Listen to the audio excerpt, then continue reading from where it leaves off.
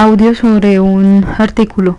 La autora es Amparo Murillo Posada. El artículo se titula Historia de localidades en el Magdalena Medio, reflexiones metodológicas. Es un artículo fechado en el año 2005 en la siguiente publicación, hace parte de la siguiente compilación.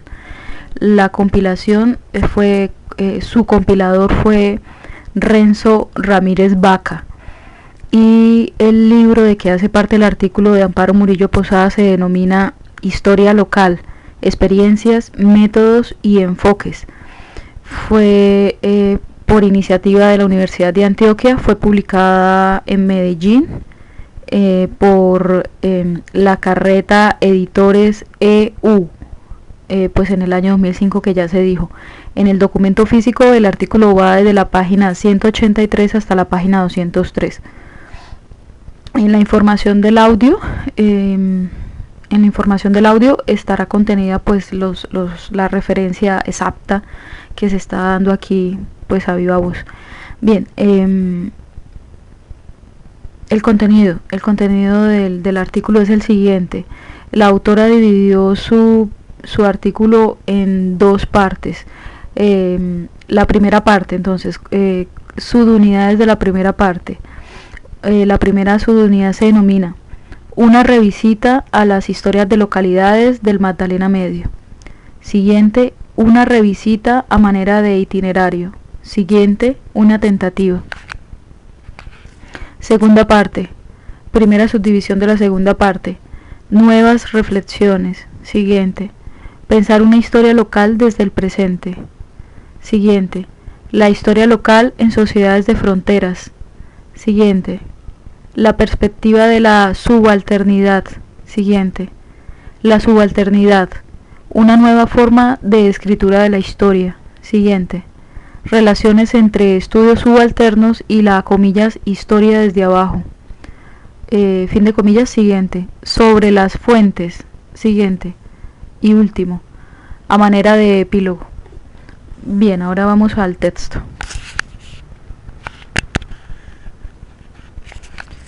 Página 183. Historia de localidades en el Magdalena Medio, reflexiones metodológicas, por Amparo Murillo Posada.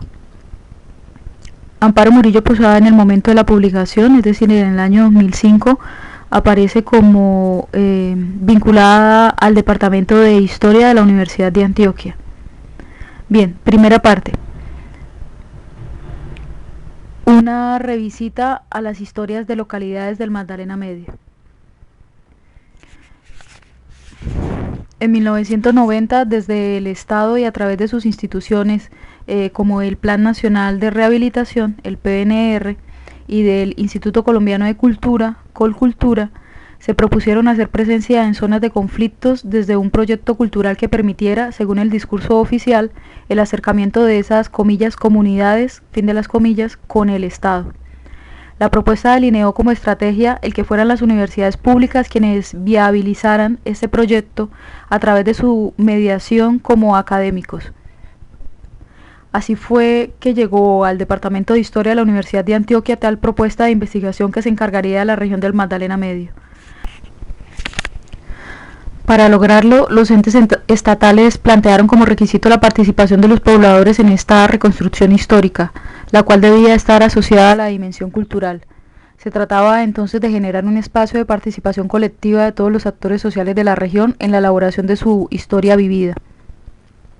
Así lo expresaba el entonces director de la Secretaría de Integración Popular de la Presidencia de la República, de la cual dependía el PNR. Recordemos que PNR corresponde al Plan Nacional de Rehabilitación. Bien, comillas. Se debe iniciar la recuperación del pasado histórico a partir del reconocimiento de las realidades locales para lograr que sea la misma comunidad la que recupere y rescate con su participación la riqueza de la tradición oral como fuente para la historia regional y local y contribuir al fortalecimiento de la memoria colectiva, involucrando a los sectores sociales en el proceso investigativo y propiciando de tal manera la socialización del conocimiento que lleve a su vez al fortalecimiento de la identidad a través de la recuperación de las tradiciones culturales. Fin de las comillas. Bien. Otro de los requisitos planteados aludía a la temporalidad y metodología. Una de las funcionarias advertía que, comillas, se pretende la elaboración de historias culturales subregionales centradas en los últimos 50 años y en donde la recuperación de la historia oral cobra especial importancia. Fin de las comillas. De acuerdo a estas demandas establecidas, la labor de los académicos era concebida como la de unos mediadores culturales, que a su vez debían tener en cuenta en la primera etapa de sus indagaciones la mediación de los consejos municipales de rehabilitación, que para entonces existían en cada localidad. Se consideró que el acatamiento de tal propuesta era una oportunidad para que la universidad, y en particular el Departamento de Historia, participaran de una experiencia académica en otros escenarios de la realidad social colombiana.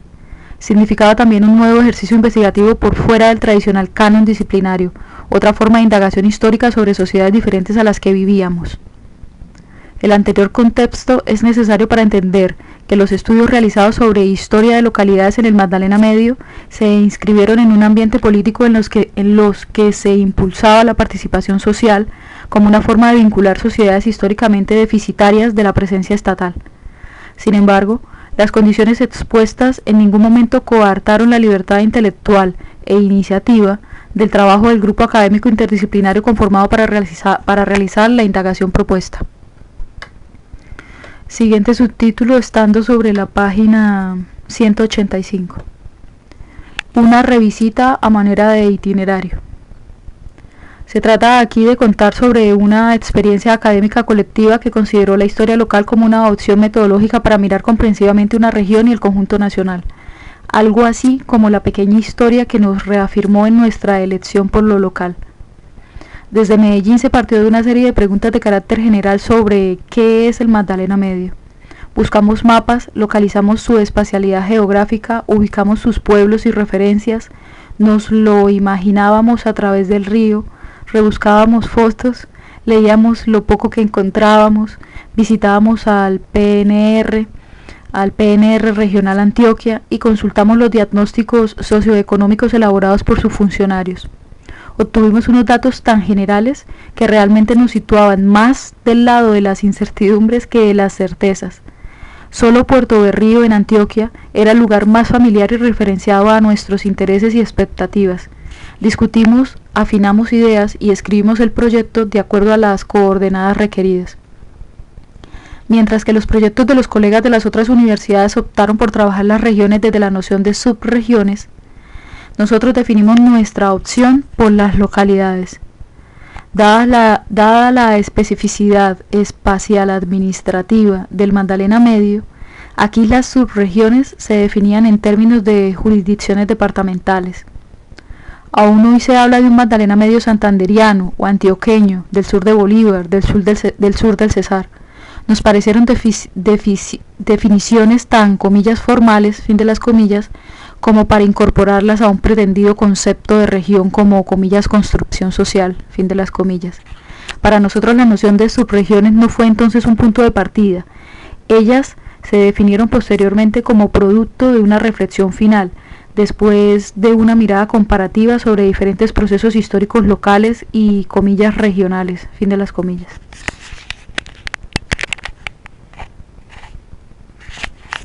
Llegó la salida de campo.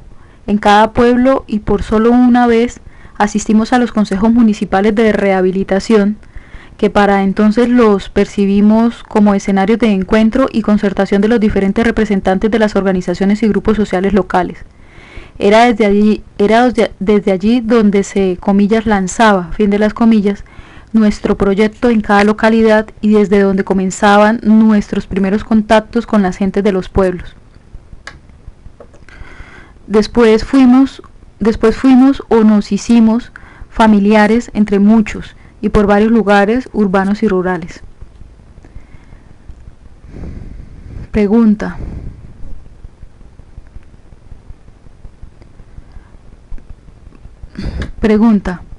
¿Qué hacíamos en cada pueblo o vereda? Entrevistas individuales y colectivas, sencillas o a profundidad.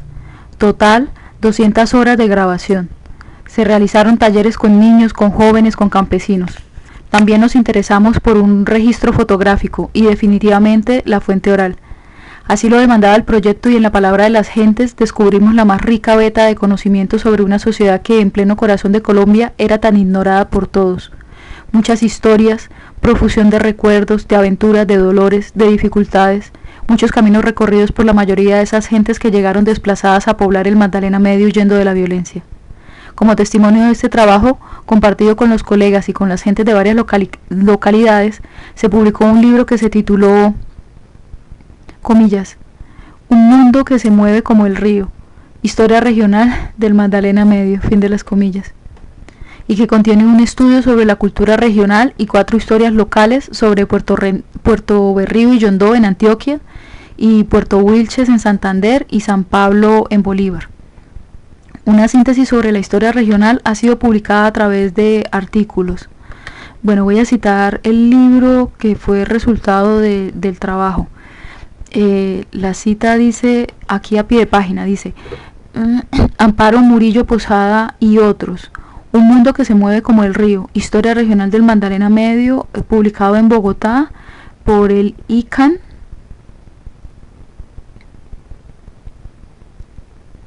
y Colcultura y PNR, Plan Nacional de Rehabilitación, en el año 1994. Bien, siguiente subtítulo. Estamos en la página 186. Una tentativa.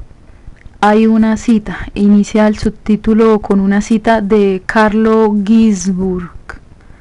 Bien. La cita sobre Carlo Ginzburg, la autora lo sacó de un texto de Carlo titulado Tentativas, a propósito de cómo ella subtitula su artículo en la primera parte. Dice aquí que ese libro del autor, ese libro Tentativas, fue publicado en México en el año 2003. Bueno, vamos a la cita. Comillas. Jugar en contra de uno mismo, asumir el papel de abogado del diablo, me parecen actitudes indispensables en todo aquel que quiera desarrollar la investigación en el sentido pleno de este término, es decir, investigación de lo nuevo, sin redes de protección historiográficas o ideológicas. Fin de las comillas en que se citó a Carlo Ginzburg. Bien. Intentar retomar sobre un trabajo realizado hace más de una década quizá no tenga mucho sentido en sí mismo. Su justificación está dada por este tipo de encuentro académico en el que se hace posible compartir o aportar algunas reflexiones, comillas, a posteriori, fin de las comillas, de tal manera que los interesados en investigaciones futuras sobre la historia local consideren nuestros logros y limitaciones. Una primera observación se referirá al importante tema de las fuentes utilizadas en la elaboración que hicimos de las historias locales. Nuestros trabajos privilegiaron la fuente oral, pero ella no fue la única y exclusiva referencia de conocimiento. En la medida de las posibilidades bibliográficas y documentales de cada localidad, sus autores buscaron la forma de incorporar y contrastar las fuentes obtenidas, interesados siempre en el respeto a la memoria colectiva y a la palabra de aquellos sujetos individuales o sociales que nos aportaron una visión más amplia de la historia desde sus experiencias. De todas maneras, los resultados tienen sus diferencias y se encuentran en el espíritu de una mirada compartida. Una crítica que se le ha hecho a este trabajo es la falta de un mayor soporte documental, la ausencia en él de una información referenciada en los archivos locales y departamentales, en síntesis, la carencia de fuentes escritas y el énfasis en la historia oral con su consabida fragilidad. Tal observación es pertinente si compartimos la idea de que el oficio del historiador demanda la tarea de aunar el mayor acervo de fuentes que soporten el conocimiento que se pretende generar. Vistas las cosas así, desde el lado, comillas, duro, fin de las comillas, de la disciplina, una investigación histórica de este tipo genera dudas, no se la establece como un trabajo profesional. Pero también sabemos que todas las fuentes son fragmentarias, dispersas, mediadas, son discursos, y por eso hay que recurrir a una diversidad de ellas para elaborar nuestras aproximaciones a las sociedades del pasado. De cierta manera, este trabajo sobre localidades en el Magdalena Medio respondió con eficiencia a las directrices que debían guiar la relación Estado, Academia, Sociedad. Entonces no se trata aquí de debatir sobre él, tampoco se trata de hacer una defensa a ultranza de la fuente oral, ni de las estrategias metodológicas sobre su tratamiento debido a las condiciones particulares de producción de tales dinámicas de conocimiento histórico. Lo que se quiere comentar sobre este asunto es la urgente necesidad de organizar y preservar el patrimonio documental local, que en muchas localidades de este país se haya condenado al descuido en el mejor de los casos, por no hablar de su desaparición o estado de postración que lo hace irrecuperable. Sabemos que como insumo para la investigación es importante, casi definitivo. No poder considerar la información contenida en los archivos plantea una seria limitación a los historiadores.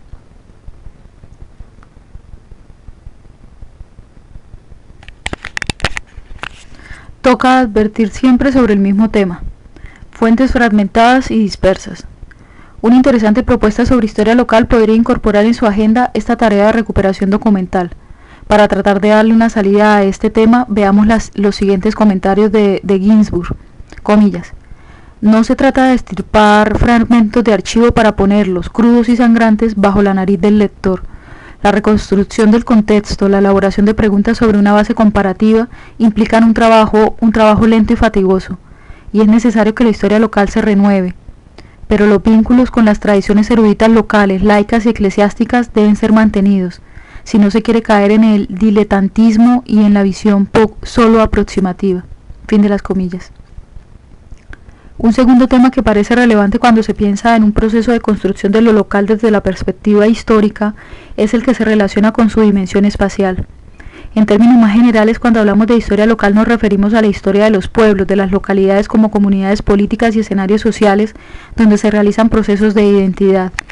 Es posible que esta noción sea reduccionista y no incorpore otras dimensiones de lo local, pero pregunta, ¿cuál es la espacialidad de estas localidades? Pensando en el Magdalena Medio, por ejemplo, se hace mucho más puntual concebir el espacio local como un proceso histórico aún vivo. No puede ser suficiente mirarlo como una categoría administrativa consolidada. Se hace referencia a lo local como determinación socioespacial, pero en ella muchas veces se condensan o juxtaponen otros referentes socioespaciales si incluimos el itinerario de múltiples recorridos de sus pobladores, aquellos que provienen de otras partes pero que se asentaron en ella. La violencia de mediados del siglo XX en Colombia desdibujó algunas fronteras administrativas del país, dando lugar a la definición de nuevas territorialidades, y una de ellas fue el Magdalena Medio, en la cual sus localidades se transformaron por la llegada aluvional de gentes de todas partes de la geografía nacional. Por esta razón existen una serie de localidades cuyos grupos sociales tienen una historia de una notable transhumancia social y física. Desde esta mirada un tanto compleja, la historia local se nos sugiere como un escenario estratégico para relacionar una sociedad local con otras espacialidades mayores, como una región o regiones, o con el conjunto nacional. Jesús Antonio Bejarano decía que, comillas, la historiografía nacional es algo así como un rompecabezas que hay que reordenar todo el tiempo en la medida que se van modificando las formas y tamaños de todas las piezas que lo conforman. Fin de las comillas.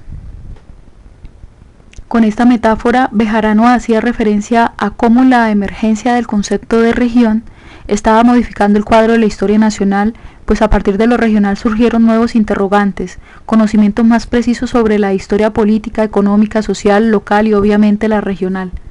El cambio de paradigma de lo nacional a lo regional se dio en un momento en que estaba en el centro del debate la planificación asociada a la descentralización.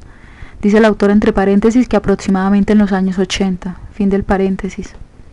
En la década de los 90 vimos surgir como se denunció en párrafos anteriores, un interés del Estado por promocionar un discurso de la participación y la concertación, y en ese contexto se inscribió el proyecto de las historias locales.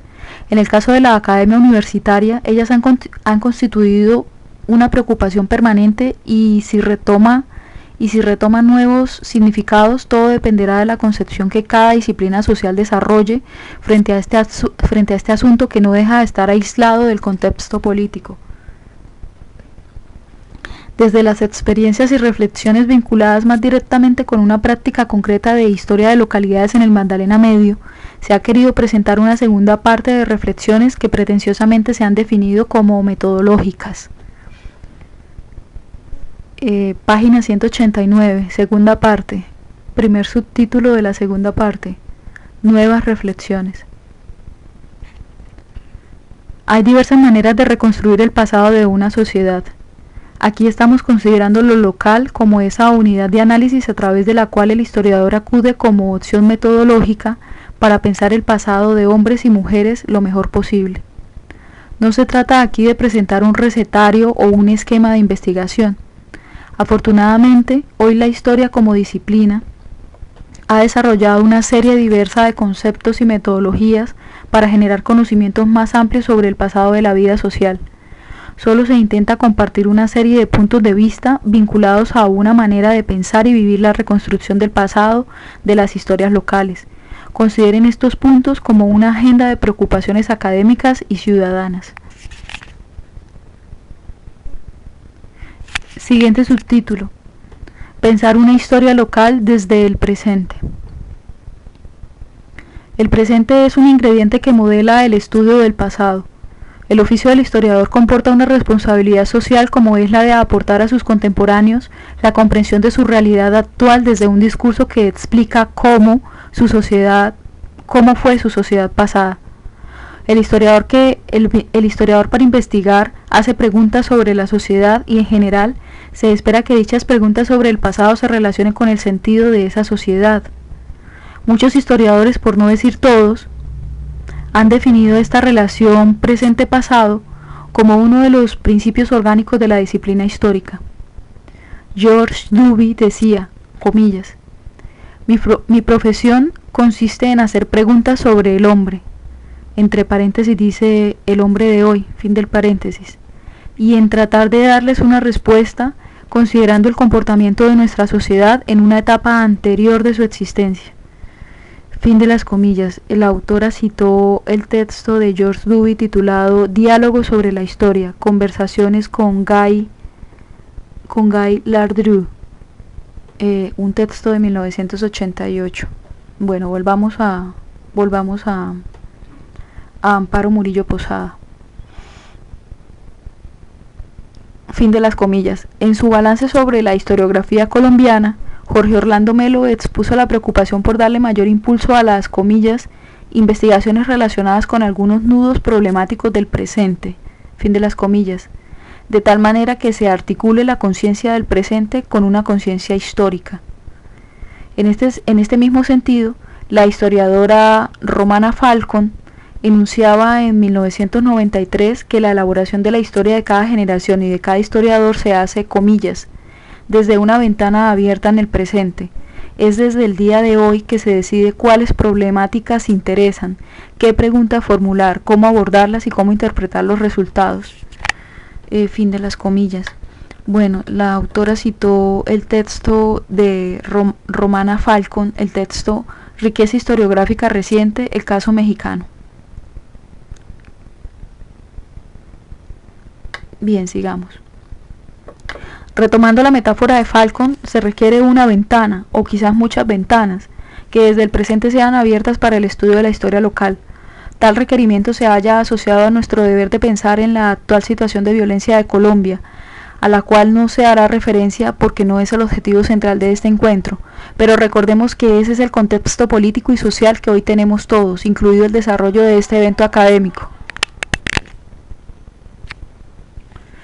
Necesitamos pensar que la investigación histórica actual en Colombia no se puede sustraer de la reflexión sobre las guerras y las violencias de diferente tipo que caracterizan a este país de manera particular en el subcontinente latinoamericano.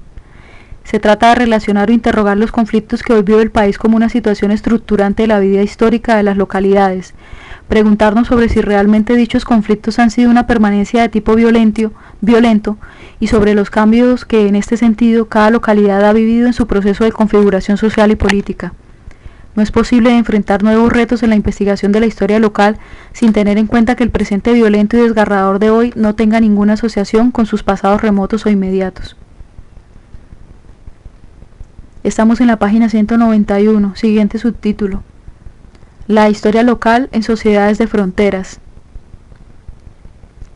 El historiador Jaime Eduardo Londoño se ha referido a la noción de frontera como un concepto en construcción. Quizás su apreciación pueda relacionarse con la polisemia del término y cada investigador optará por aquella o aquellas definición o definiciones que más se ajuste o ajusten a sus preguntas. Pero lo que llama la atención del balance que Londoño hace a las miradas de los historiadores latinoamericanos sobre la historia, como sobre la idea de frontera, es el predominio de formulaciones negativas sobre ella como lugares violentos, insalubres.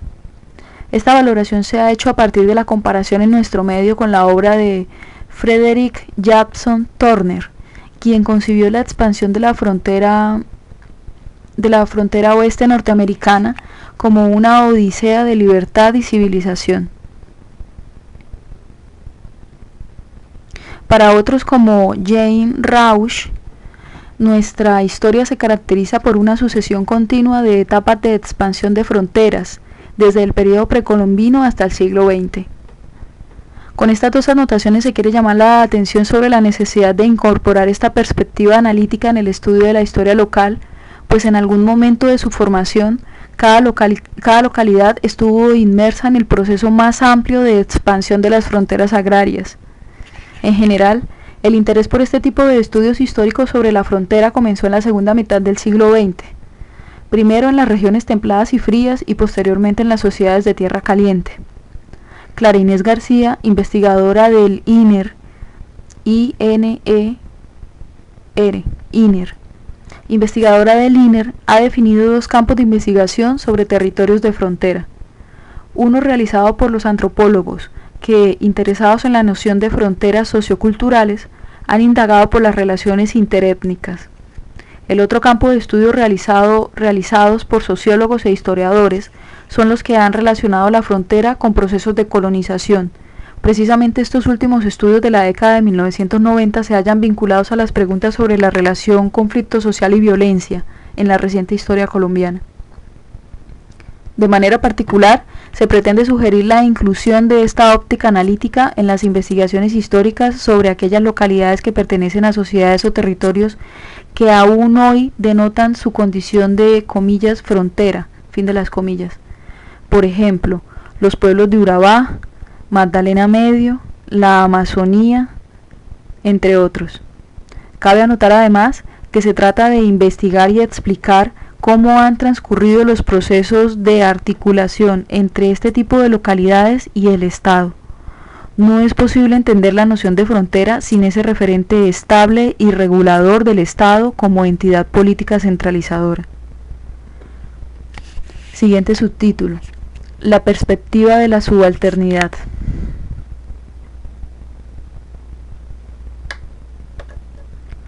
Otro de los puntos de esta agenda de preocupaciones o propuestas metodológicas se refiere a considerar en la metodología de la historia local el proyecto historiográfico conocido como, mayúsculas iniciales, estudios subalternos, al cual podemos pensarlo desde una historia de la cultura.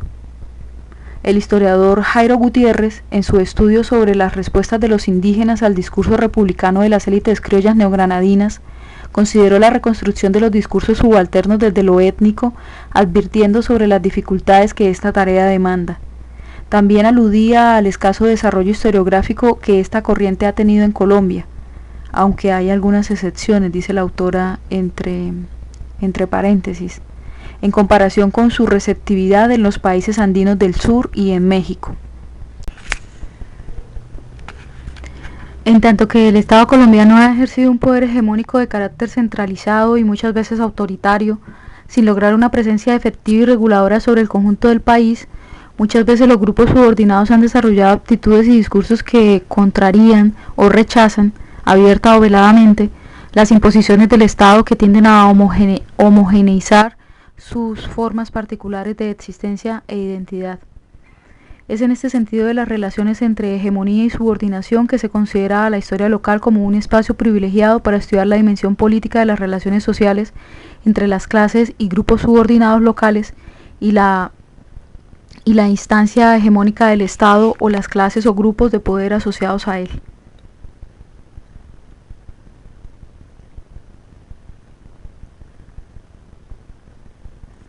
Es decir, indagar en el ámbito de lo local el proceso de la resolución de la dominación y subordinación dentro de las relaciones sociales, porque en dicho proceso se define la cultura del grupo dominante y la de los subordinados. En otras palabras, El problema a considerar es cómo se reproduce la hegemonía a nivel local y cómo ella ha sido aceptada, cuestionada o negada por los sectores sociales subordinados. Saura Dube, lo voy a deletrear. Son dos palabras. La primera, S-A-U-R-A-B, B larga, H. La siguiente palabra, D-U-B larga, E. Saura Dube, teórico e impulsor de los estudios subalternos en India, se refiere a la noción de cultura en un sentido amplio y alternativo en estos términos, comillas. La cultura necesita entenderse como un elemento esencial en la producción y reproducción cotidiana de la vida social. Aquellas actitudes, normas y prácticas, simbólicas y estructuradas, mediante las cuales las relaciones dentro de un grupo o clase social en particular o con otros grupos o clases sociales se perciben, experimentan y articulan. Fin de las comillas.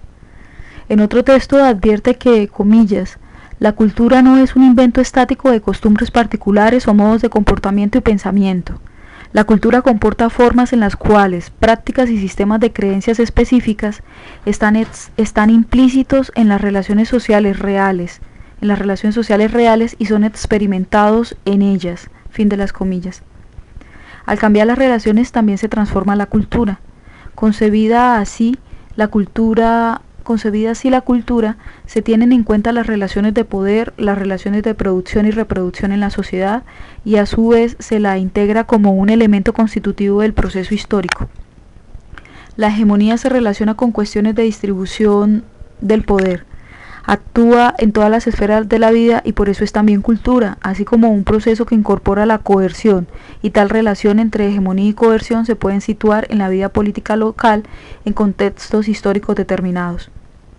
Si se concibe a las localidades no como meros entes municipales oficiales, sino como sociedades particulares contenedoras de clases o grupos sociales subordinados a un poder hegemónico, se trataría de considerar, comillas, lo subalterno, fin de las comillas, como una perspectiva de análisis y crítica que reconstruya las diversas trayectorias y formas de los grupos subordinados para destacar su autonomía y condición de agentes que han vivido y hecho el pasado de la historia local. De manera generalizada se les ha visto como meros objetos de estudio, desprovistos de conciencia y como víctimas pasivas de la historia. En consecuencia se han explicado sus movilizaciones o protestas como reacciones directas inconscientes a presiones económicas. Por el contrario, este enfoque se relaciona con el conocimiento de que la cultura y la conciencia de los subalternos tienen su propia autonomía, revelan una lógica y racionalidad claras que se materializa en la forma de concebir el mundo y en la permanencia de sus prácticas sociales. La nueva agenda de los mayúsculas iniciales, estudios subalternos, se proponía el reconocimiento de la centralidad de los grupos subordinados como protagonistas legítimos pero desheredados en la hechura del pasado. El historiador Mauricio Archila a este respecto considera importante la adopción por la historia de la subalternidad porque no solo nos relaciona con nuevos sujetos y temas históricos, sino que permite al historiador interrogarse sobre las nociones de tiempo, espacio, memoria. No todo el mundo las comparte, pues no son métodos universales. Existen formas distintas de recordar entre aquellos sujetos que estudiamos y que también recuerdan para sobrevivir. Estos encuentros con la diferencia permiten al historiador pensar la sociedad más como un conjunto diverso de múltiples actores que como una unidad homogénea. Además cree que no es suficiente la visión hegemónica y es necesario apreciar otras versiones, sean de resistencia o no. De esta manera se amplía el horizonte de la historia y conocemos más sobre nuestro pasado social diverso, múltiple, plural. Bien, siguiente subtítulo. Estamos en la página 195. La subalternidad, una nueva forma de escritura de la historia. El mismo autor sobre estudios de subalternidad en India, es decir, Saura Dube, ve en los estudios subalternos una rica posibilidad para elaborar una nueva manera de escritura de historias, derivadas ellas de nuevas versiones de la práctica teórica y revisiones frescas del trabajo empírico. Versiones y revisiones, a su vez derivadas de las recientes críticas al eurocentrismo y discusiones sobre la situación postcolonial en el sur de Asia, específicamente en la India.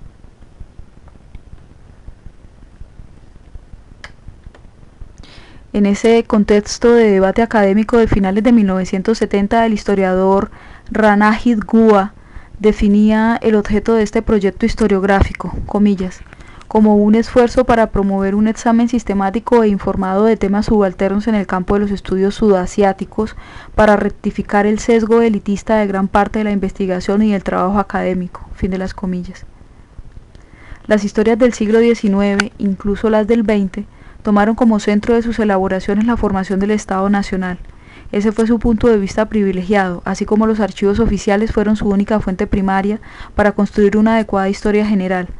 Las, comillas, historias patrias, fin de las comillas, que legitimaran un poder y un discurso dominantes. Se esperaba que todos los grupos subordinados se alinearan con la corriente principal de la cultura nacional dominante. Yanendra Pandey, historiador de la India contemporánea, advierte cómo el poder de este modelo historiográfico todavía permea la escritura de la historia de hoy, pero advierte que este procedimiento no se puede desechar fácilmente por parte del oficio del historiador por dos razones. Primero, los estados y naciones son ejes centrales de la organización de la sociedad actual. Segundo, el historiador necesariamente trata sobre periodos, territorios, regiones, grupos sociales y formaciones políticas conformadas como unidades de análisis que suelen ser consideradas categorías provisionales en el decurso de la historiografía. Así como provisionales son las interpretaciones y los conceptos, porque ellos tienen su propia historicidad y ubicación en un contexto político específico. En este mismo sentido, Mauricio Archila comenta que las historias nacionales interesadas en captar la construcción del Estado-Nación tendieron a homogeneizar la sociedad en aras de la necesidad de vincular una idea de ciudadanía moderna que solo existía en el mundo de las abstracciones teóricas. Incluso se refiere a las continuidades de esta ideología dominante cuando dice que en Colombia, tanto la historiografía tradicional como la llamada mayúsculas iniciales nueva historia sostuvieron este modelo de homogeneidad natural y que si bien es cierto que con la corriente de la nueva historia se amplió el espectro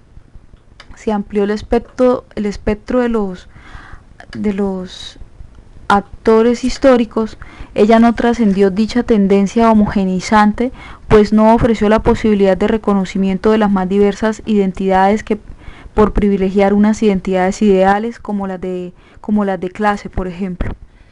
En las 2 últimas décadas aproximadamente se ha reconsiderado esta percepción entre los historiadores debido a las nuevas preguntas por nuevos actores históricos de recientes investigaciones.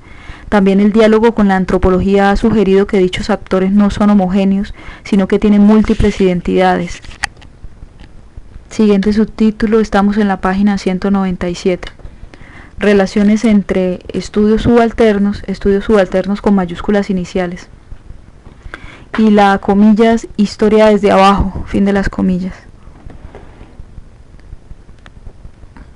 Relaciones entre estudios subalternos y la historia desde abajo. Con relación a este tema, no se pretende exponer un cuadro completo de relaciones entre uno y otro proyecto historiográfico. Primero, porque ambos se hallan estrechamente imbricados y hasta se confunden en la percepción que muchos historiadores tienen de la cuestión, incluso se entroncan sus orígenes. Hablar de este asunto conllevaría a considerar la obra historiográfica de Edith Hobsbawm, Peter Burke, Edward Thompson, Carlo Ginzburg, Emmanuel Leroy Ladurie, entre otros, como figuras europeas notables. Por el lado de los asiáticos existe todo un haz de historiadores y antropólogos que han moldeado una teoría y una metodología sobre esta trayectoria. Valga mencionar solo las figuras pioneras de Saurabh Dubey y Ranajit Guha. Segundo, debo reconocer mis limitaciones al respecto de esta vasta obra historiográfica, de la cual solo tengo algunas aproximaciones debido al campo particular de mi ejercicio docente e investigativo. Dubey cuenta que desde 1960 los primeros desarrollos de la historia desde abajo tuvieron como contexto político un desencanto hacia los partidos comunistas organizados burocráticamente y el reconocimiento de los problemas del comunismo estalinista. Entonces el origen de esta propuesta historiográfica se relacionó con la recuperación de la historia de movimientos democráticos libertarios y de masas, que buscaron reafirmar la dignidad humana en contra de los peores abusos. También para restaurar las voces del pueblo silenciadas por la práctica histórica institucionalizada.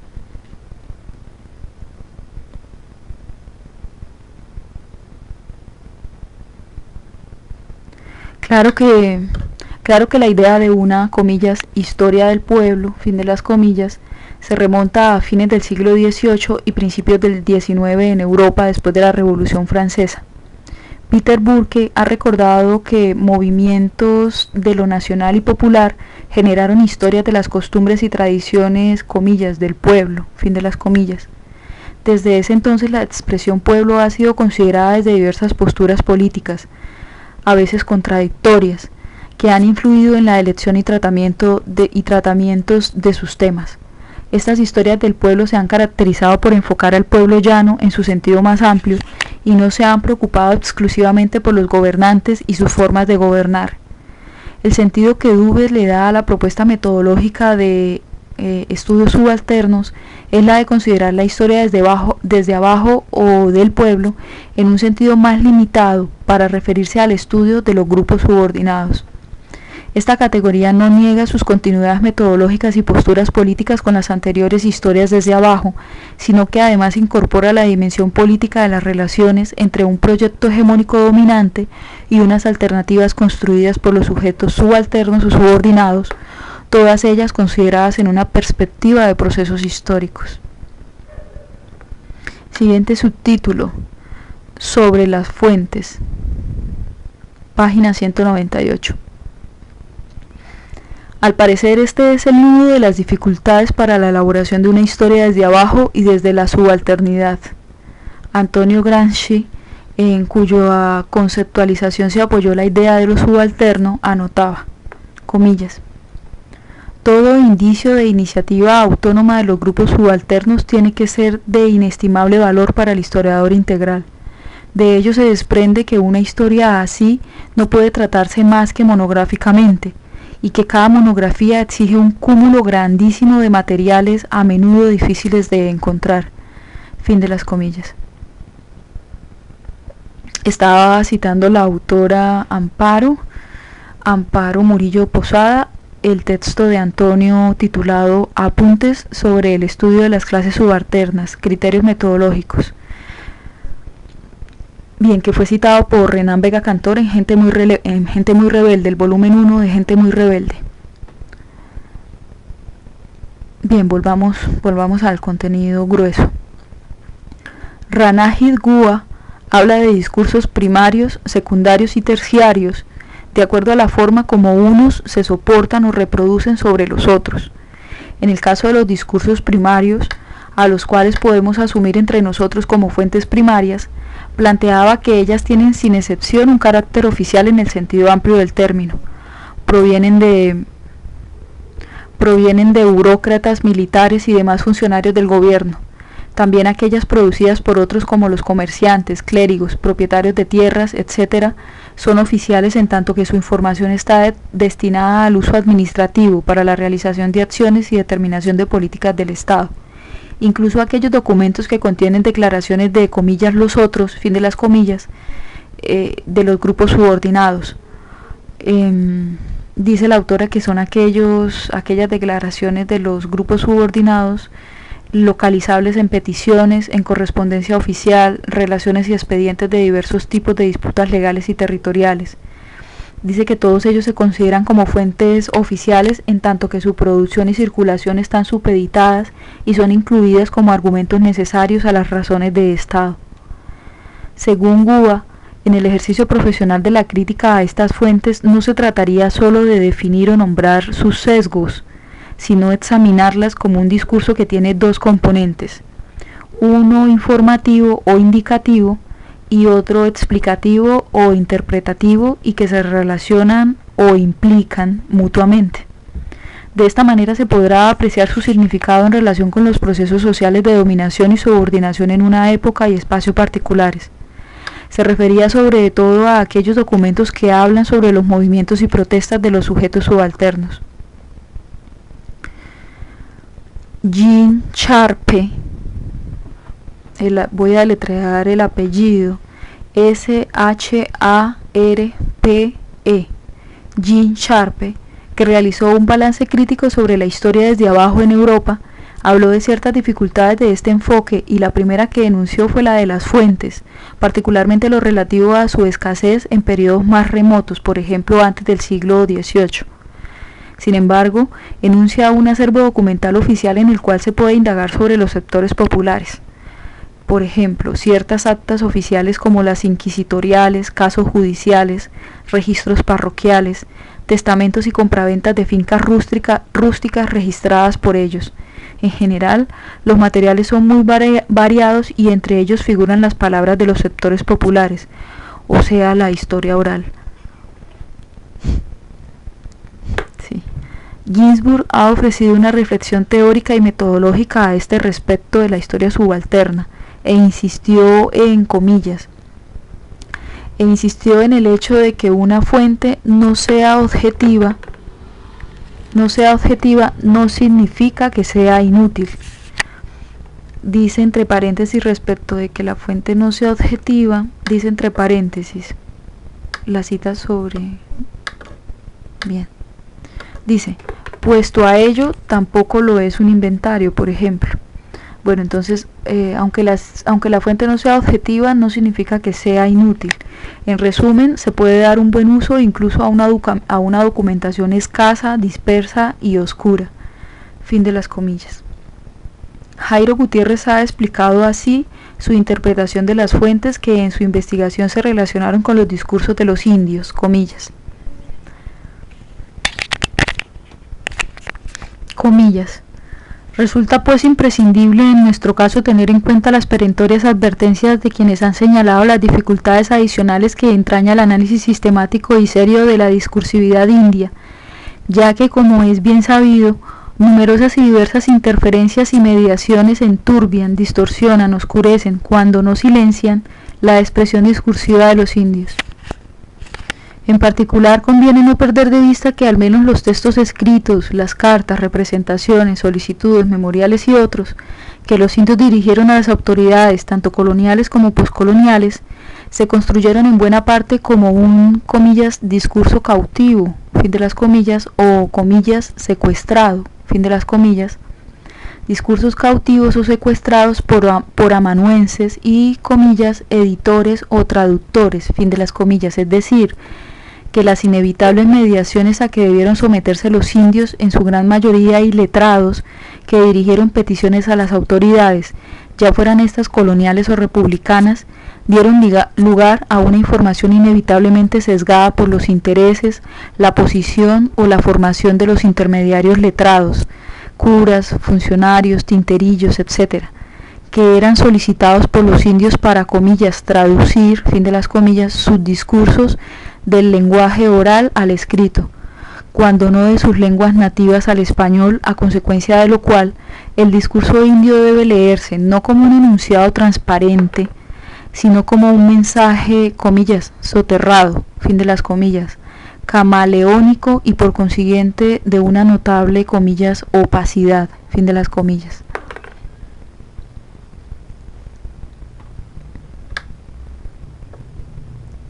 Bien, estando sobre la página 200, voy a dar inicio a la última parte, a la última subparte. Se titula A manera de epílogo, y lo que está contenido en esa subparte viene ordenado numéricamente. Entonces dice primero, a manera de epílogo, primero, el giro metodológico hacia la historia local que varios historiadores han adoptado en sus investigaciones constituye un buen motivo para desarrollar un ejercicio de revisión crítico sobre algunos conocimientos históricos generalizantes sobre la vida de un país como Colombia, caracterizado por su pluriculturalidad y por su fragmentación y una alarmante división social polarizada. Segundo, no se trata de recomponer el cuadro de la historia nacional a partir de la sumatoria de las historias locales, sino que desde lo local se posibilite otro ejercicio académico como es el de la historia comparada, que permita apreciar tanto las diferencias como las semejanzas de los diversos procesos que han definido el pasado y el presente de la historia colombiana, Desde este ejercicio comparativo de las historias locales, devendría la posibilidad de la síntesis y la apreciación de la diversidad de nuestra unidad nacional. Tercero, este esfuerzo intelectual de comparación y síntesis históricas evitará caer en los particularismos locales y en visiones excluyentes de la diferencia y la diversidad. Cuarto, desde las historias locales se presenta a los historiadores otra posibilidad y otro reto: la posibilidad de vincular su ejercicio profesional al enriquecimiento de las identidades locales de los sectores subalternos y del conjunto de todos los pobladores locales. El reto de incorporar otras voces en sus relatos, no solo como otra fuente referencial, sino como otra visión de la historia social con la cual dialogar.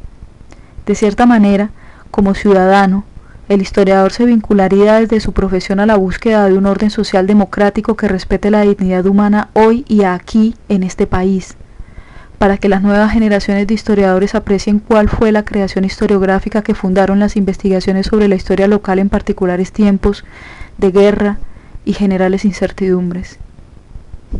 Fin. Gracias. También.